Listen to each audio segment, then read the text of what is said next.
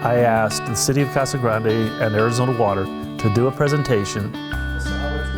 The reason that we were asked to come today was because of the passage of House Bill 2753. I think that there was some misunderstanding about what that bill did or did not do. We have to treat our waste that comes from our residents and our industries. It has to be treated. We can't just discharge raw sewage down a wash. So we treat it to a certain level. We choose to treat to an A+ standard, which is the highest standard, so that we can then take advantage of every opportunity for beneficial reuse and to protect the aquifer when we do recharge. Sewer systems that most cities and towns have a collection system, and there's all types of grades of effluent that comes out. I was on the city council actually when we built that modern plant, and it was a decision to make it grade A water. We wanted it to be that good and that clean because we have always intended to put it back into the aquifer some way, somehow. Casa Grande's been discharging from their wastewater plant for 50 years. We've been doing it for decades. Recharging water has been a proven positive to recharging aquifers for decades. It's not something brand new. Have we perfected it? Have we gotten better at it? Are we getting better at it? We are, and we will continue to get better at it. Just the fact that the ground cleans it again after they take it from the sewer plant and they give it to the farmer, and the farmer puts it on his crops, it makes its way to the aquifer. It's even cleaner when it gets down to the aquifer.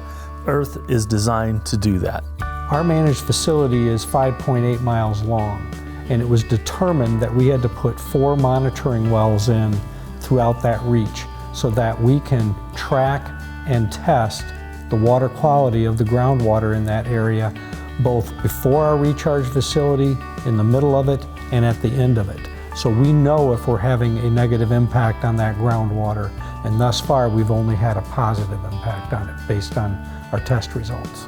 The process of cleaning sewer water is a proven process. It has lots of checks and balances in it. I think if you heard anything, it is heavily regulated by testing and sampling to make sure that what's going back into the ground or back into the aquifer is clean water. How Facebook got that to, something that was forcing people or requiring people to use raw sewage, I will never understand.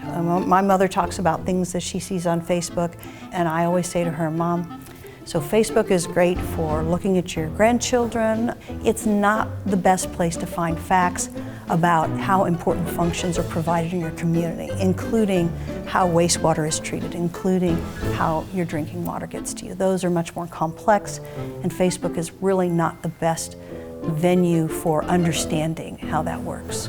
I had an opportunity to read this earlier, and there are points that are very valid, but we have systems into place to protect against those things that they claim in this statement. This is quite honestly laughable. What startled me, I think, in general most about this is the inferential leaps in logic. And an example of this would be replenish means injecting treated sewage water into the aquifer. Well, I have no idea where whoever wrote this came up with this definition, but that's not what replenish means, even in a common sense. And it certainly isn't what the Groundwater Replenishment District does. A few facts that got interpreted into a story that maybe made good fodder for Facebook, but it is not a representation of reality. The methods that are used are tested constantly. If there was ever any type of a problem with the water that came out or was being processed, it is identified so quickly. They test on their own, and then they have outside agency tested it all along. If you are getting your news from Facebook, what I would say is if something seems unbelievable, it probably is.